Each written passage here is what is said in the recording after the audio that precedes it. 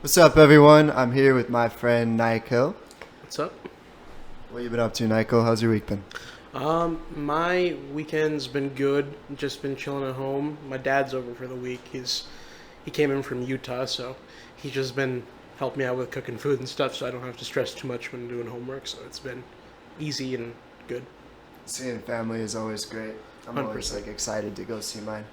I have a big family though, so it gets stressful at times. For sure.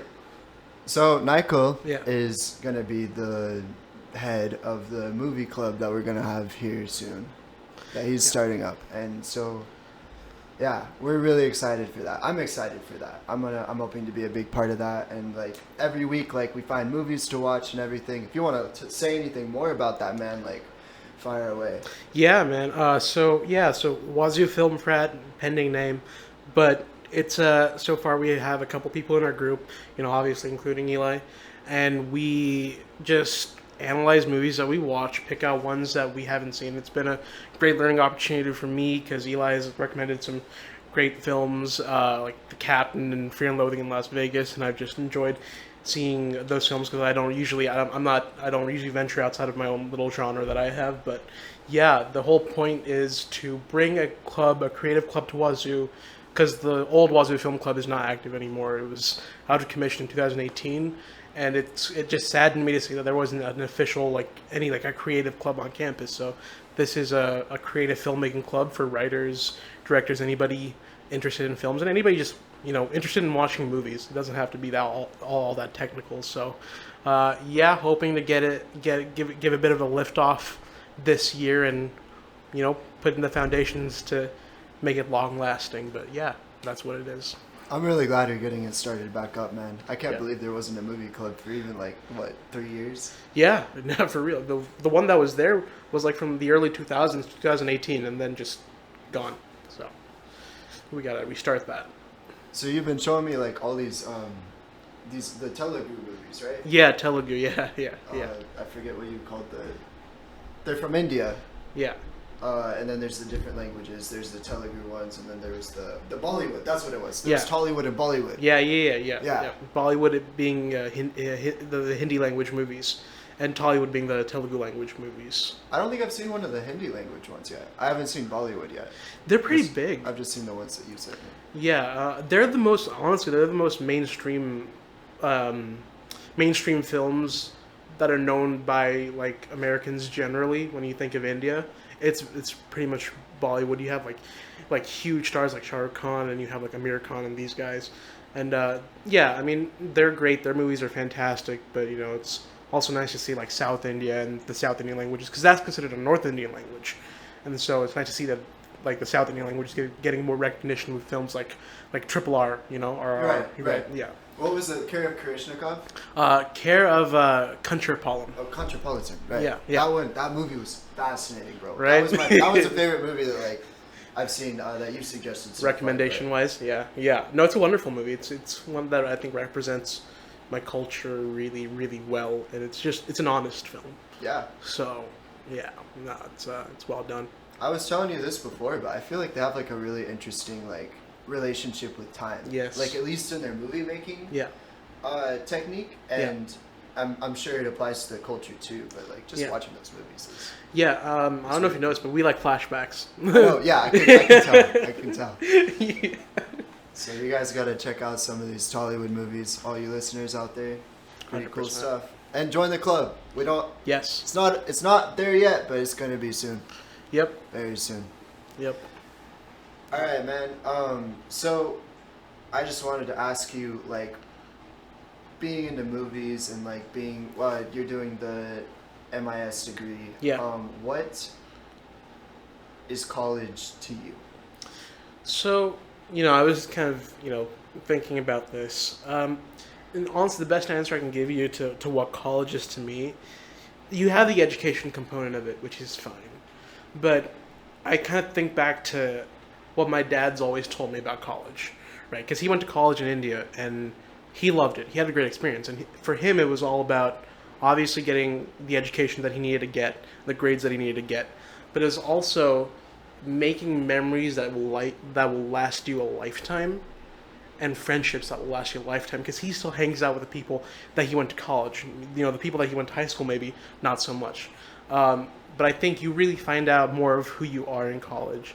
And I think the pursuit of being able to be free and to be open-minded to whatever experience comes your way is really what college is to me. And of course I want to do well, and of course I want to succeed. But I think a big part of it is knowing that these memories aren't going to come back to me. You know, once I leave here, we're going into the adult world, which is going to be wonderful to have that freedom. Yeah. But college is really about making those long-lasting memories with people and the experiences that you can have. So, yeah. Do you think there's an institution that's similar, that like offers similar benefits, even like outside of college? Like in terms of like the same experiences that you would have in college? Yeah, like the same. You talk about how you make a lot of like long-lasting relationships in college, and you learn like a lot about yourself in college. What kind of do you think college is the best place for all of that? And even if it is, like, do you think there's places that are like similar to college? I think that there's a distinction because when you leave the college world, which is kind of, in a way, it's a bubble, but you're forced to see people here. Like, it's not like you can necessarily avoid them unless you really try really hard, but you're going to be going to classes with people, and you're eventually going to be coming in contact with people who are into the same things that you are, like how I did with you, like how I did with the group. Yeah, you know? Right. While you can still do that, I believe in the outside, and I don't really have much experience of this, but while I believe that you can do it outside, it is not as easy. I feel like it's a lot easier here to do that, but outside it's not. You know, because you need to be in a room with people. You need to be compact. You know, you need to have a hub space. Okay, that's kind of what the Cub is on campus. It's a great hub space. You go to Owens, that's a hub space. You know, you go to any of the cafes, those are hub spaces. So you're kind of being forced to kind of be there. So it's a little different when you go outside of that. Yeah. Yeah. Yeah, I think that's true. Yeah. I hope that like I do know that like there's I'm into cars. Yeah. And like there's the huge like car communities that you can be a part of. Yeah.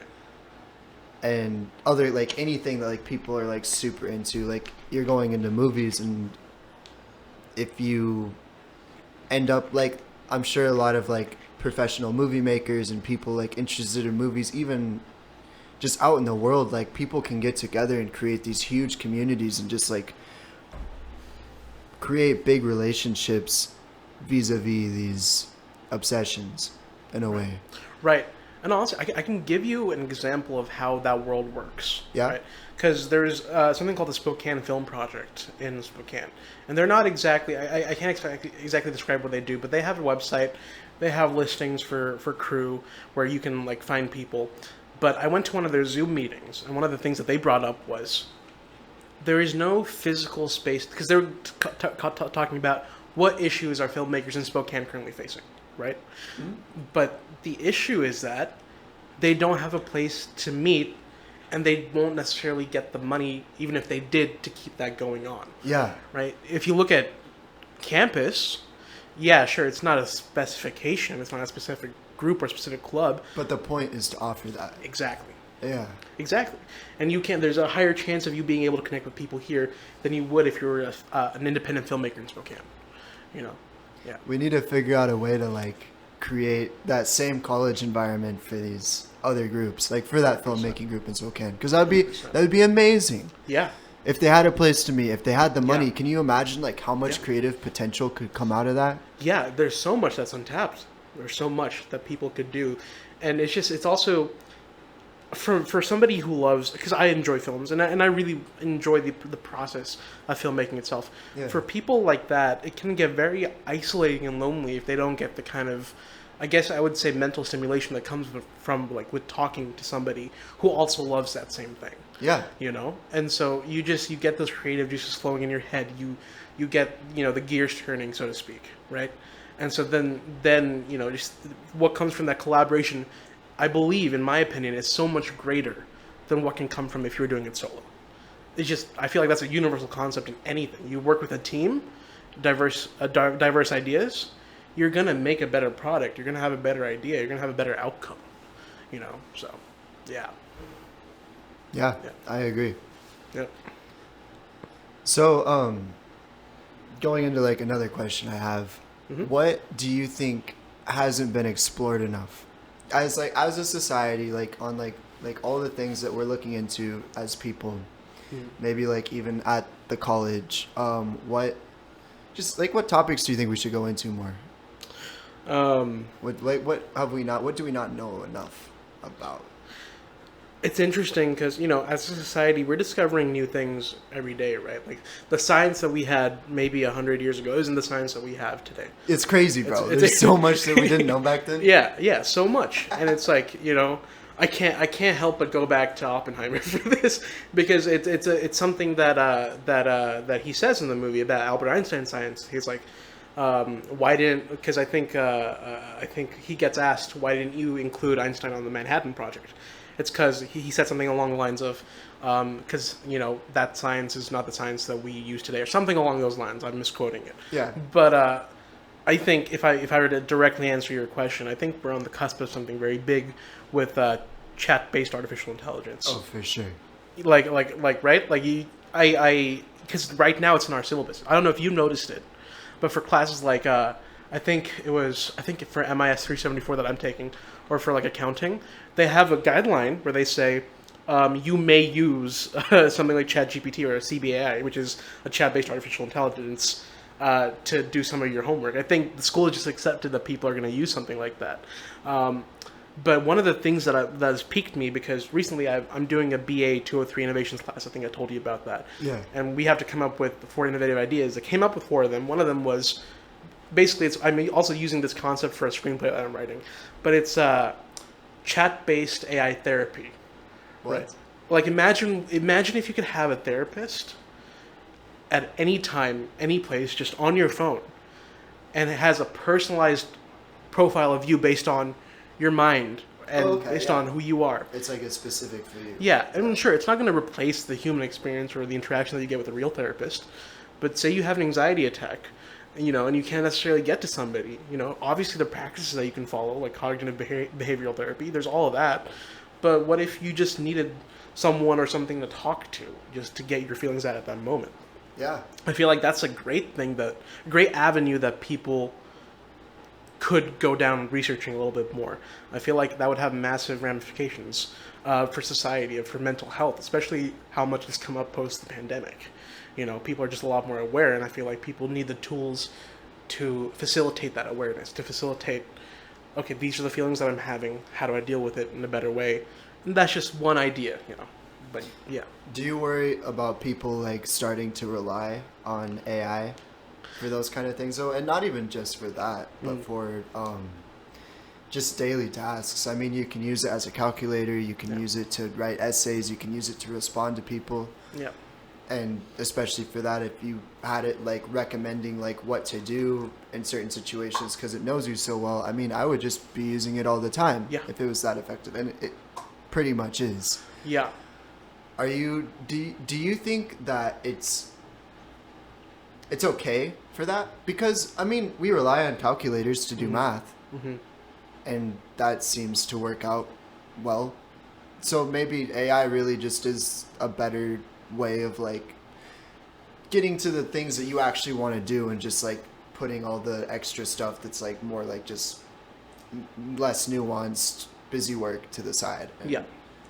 Honestly, my answer is a little bit, it goes in both directions, in the sense that as everything does, right? Right. Like it's a tool, man. At the end of the day, it's a tool. Like I'd say don't let it consume your work, because listen, the writer strikes are happening, right? One of the biggest concerns is that chat-based AI can be used to write a screenplay, and stuff like that. And it's, I don't know exactly the details of it, but I think that's a real concern. Obviously, there's I think one of the writers of Black Mirror, I don't know if you heard of the show, but it's about technology, like in the dark future, like the consequences that it could have. Amazingly written show, highly recommend it. But he used the chat-based AI to write an episode of Black Mirror, and it was terrible. It was bad. Really? It was. You know why? Because it just remixed old Black Mirror episodes. That's the extent of the current AI that we have. you know. So like Right. right now with its capabilities, we can't do to so much to the point where we're producing our own shows completely and making profit off of that. Maybe one day, and I hope personally that day doesn't come, because as somebody who likes to write, I don't want to be reliant on something else just because of my own. It's an ego thing. Yeah. it's a big ego thing. I don't want to relegate my creativity to something like that. But again, I can use it as a tool. For instance, I need to come up with a metaphor for something. You know, chat-based AI is great for that. It's fantastic for that. You know, if there are certain things that you need clear, because I'm like, aside from screenwriting, when it comes to school, right, the way I use ChatGPT is like, explain this concept to me as if I was a 5-year-old, and it does it, because I need things to be broken down to me so I can process it. So in that fashion, it's great. But in the way of it overcomes your work, and it's producing something that you would produce from your own mind, then I would be like, nah. Nah, fam, I'm chilling on that. Yeah, it doesn't seem very. Now that you mention it, Yeah. I haven't seen a lot of examples where like AI has created something new. Yeah.